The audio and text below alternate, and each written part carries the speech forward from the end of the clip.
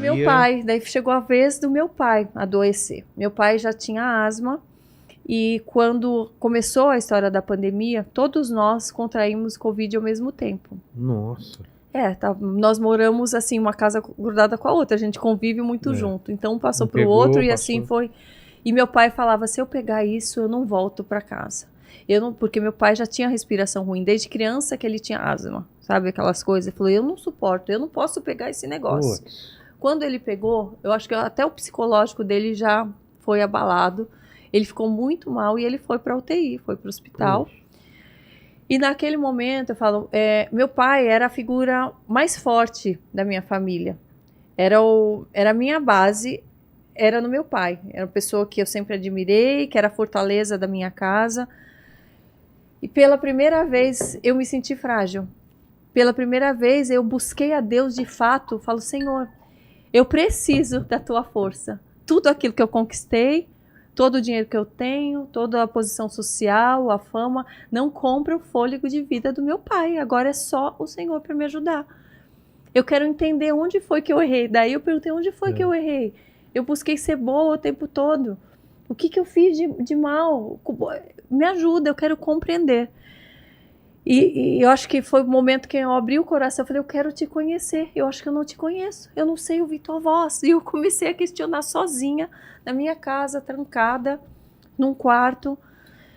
E ali, pela primeira vez, eu senti a presença de Deus, do Espírito Santo. Eu senti. Um calor, eu senti um calor, eu sentia uma luz ao meu redor, que é o esplendor de Deus mesmo, do Espírito Santo.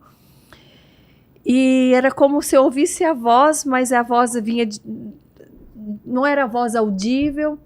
E o Senhor me confrontou também, falou, leia a Bíblia, eu vou falar com você. Eu vi esse direcionamento. Tudo aconteceu foi muito intenso no prazo de uma semana, que foi o tempo que meu pai estava internado. Foi muito forte. E com a mesma intensidade, eu falo que eu fazia as coisas que eu me propunha, aos desafios, e eu vencia. Eu falei, Senhor, se nada disso valeu, eu não posso ser menos intensa para buscar agora a sua face, para buscar o entendimento. Eu vou entregar tudo. Se o Senhor não devolver o meu pai, se o meu pai não voltar com vida desse hospital, eu não quero me sentir frágil nesse mundo aqui. E eu não vou desistir de viver, porque eu sempre fui muito otimista, sempre gostei da vida. Nunca tive uma depressão, nunca. Ninguém na minha casa, nós sempre fomos vivos, alegres, felizes, né? E eu questionando a Deus, eu fui buscar na palavra. E conforme eu ia fazendo as perguntas e abrindo aleatoriamente, vinham as respostas perfeitas, vinham imagens de dentro da Bíblia. Eu acordava de madrugada, Vilela, assim, com cheiro de pão. Eu acho tão lindo o cuidado de Deus, assim, porque eu acordava em horas variadas e sentia o cheiro de pão pela primeira vez. Eu falei, será que ficou alguma coisa no forno, alguma casca de pizza queimando? E o que é? E eu descia, nada, buscava, vendo se vinha do vizinho, mas de madrugada não vinha. Eu falava, já agora que eu acordei, eu vou ler a Bíblia. Daí, no que eu abri a Bíblia, no primeiro dia eu abri aleatório, falei, Senhor, fala comigo. E pus o dedo assim, saiu, eu sou o pão da vida. Puxa vida. Era ele.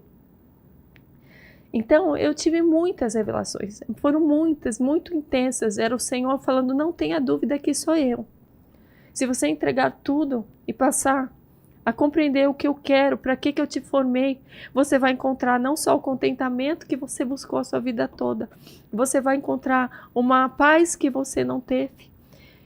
E daí eu entendi assim que eu precisava deixar até um confronto também que foi muito grande comigo nesse tempo, que ele falou, você está colocando o seu pai, idolatrando o seu pai num lugar que deve ser meu. Porque eu punho o meu pai em primeiro lugar. Mais do que a Deus. Antes de perguntar a Deus o que eu faço, eu perguntava para o meu pai. E eu imaginava, eu falava, o dia que meu pai for embora, meu pai toca piano clássico, lindamente, assim. E eu falava, o dia que meu pai for embora dessa terra, eu não vou poder ouvir um som de piano que eu vou lembrar dele. Eu vou sofrer muito, eu já sofri antecipado, sabe? Então, quando o Senhor colocou, me mostrou onde estava o meu erro, eu falei, agora eu entendo. Então eu abro mão dessa idolatria do meu pai para viver a tua vontade. Se o Senhor tiver que levar o meu pai, eu vou entender que mesmo assim não foi por falta de amor, porque o Senhor está falando comigo. O Senhor está me recebendo. Ali eu fui confrontada em tudo aquilo que eu havia feito a minha vida toda, que eu achava que eu não fazia mal a ninguém, porque eu tinha uma índole boa. A sua intenção era boa. Minha intenção era boa. Porém, eu posava nua. O que exemplo eu dava? Quantos homens, às vezes, passaram a trair suas mulheres, ou na promiscuidade, ou na pornografia, vendo as minhas fotos? Quantos se embebedaram com aquilo que eu estava falando, beba, anunciando de um jeito leve e tal? Quantos ali não bateram em suas esposas depois de beber aquela bebida, de dirigir e atropelar alguém na estrada porque estava bêbado? Então, tudo isso eu fui enxergando a mim mesma, enxergando meus pecados, os meus erros, mas eu falo que o Senhor é tão lindo, que ao mesmo tempo que Ele nos mostra, Ele fala, filha, mesmo assim eu entendo que você não tinha entendimento. E eu estou aqui para te curar. Eu não estou aqui para te culpar, para te dar um peso que você não vai carregar. Você já está ferida, eu não estou aqui para te ferir mais. E eu vi o cuidado de Deus ali comigo. E eu decidi, eu falei, Senhor, daqui para frente, eu vou te servir, não de boca. Eu vou buscar entender a sua palavra para cumpri-las. Eu vou usar as minhas habilidades, os meus dons, para levar outras pessoas a conhecerem esse amor que eu estou conhecendo agora. Com 44 anos, Senhor, como eu queria ter te conhecido antes. Como eu teria corrido menos tempo em vão. Como eu corri atrás de tantas coisas que hoje não me dão contentamento. Enfim, eu fiz um propósito com Deus. Eu decidi. Não deixei de ter minhas responsabilidades e fazer o que as pessoas falam. Ela passou a orar 24 horas por dia e esqueceu dos compromissos. Não. Quem convive comigo sabe que eu orava de madrugada para quê?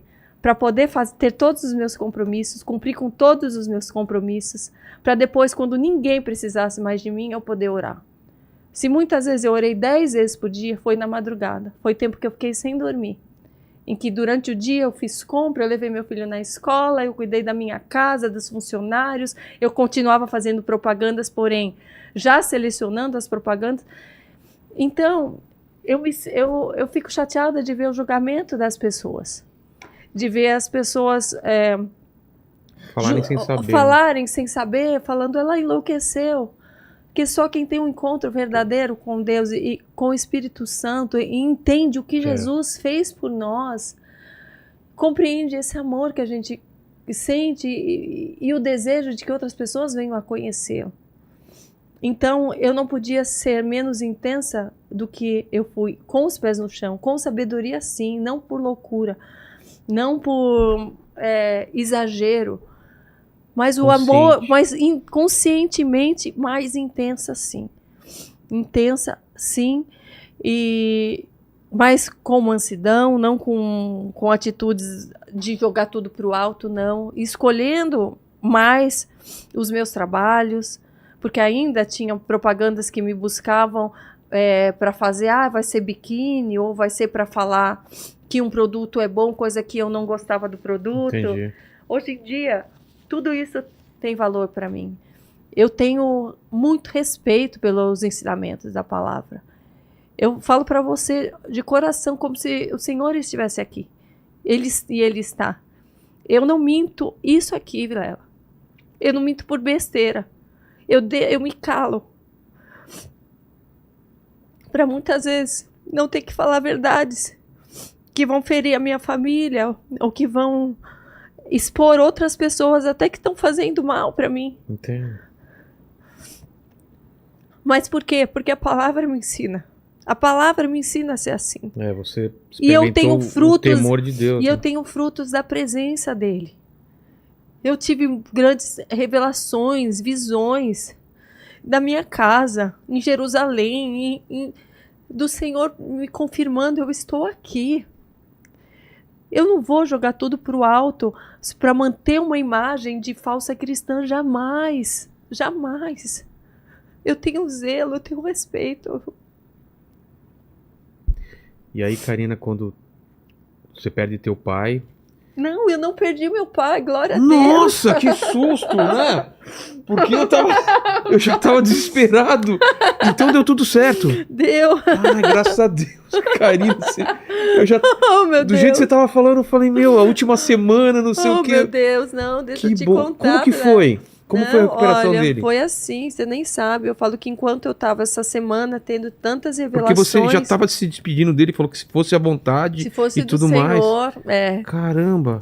Você entregou mesmo teu pai. Eu tava que nem Abraão, né? Exatamente. Botando o filho. Né? Como que foi? Então, daí meu pai, depois dessa Tava uma semana, ele tava no UTI, de repente ele começou a responder, voltar os pulmões. E quando ele chegou em casa, eu falei para ele como tinha sido a minha semana, que nós não tínhamos contato.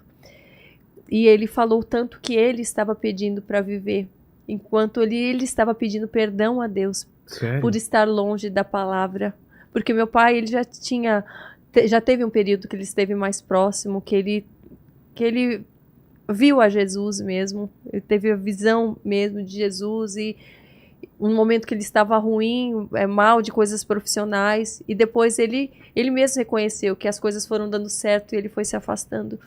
E naquele momento ele disse que orava muito, falou, Senhor, eu não quero ir agora, me desculpe, e foi passando o filme na cabeça dele desejar ver o neto crescer, dele estar mais tempo ali. Ele não sabia sabia o tanto que eu era ainda dependente dele, apesar de eu me achar super independente, mas o pai e a mãe sempre sabem, né?